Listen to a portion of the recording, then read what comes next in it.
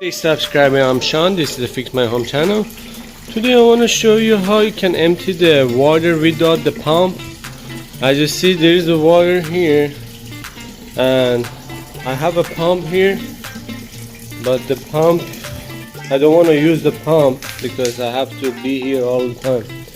So that's the physics. You see the water is getting empty.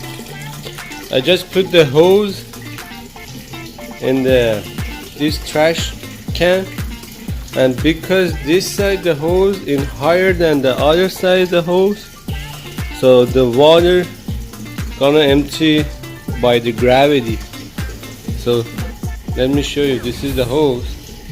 It's just a hose. You see, when I bring it up, so it's over there, it's gonna stop. But when I put it in the water, and as long as this side is higher than the other side, the water is gonna start going that way. So now I put that in the water, so it's gonna take a while. There you go, the water is sucked in.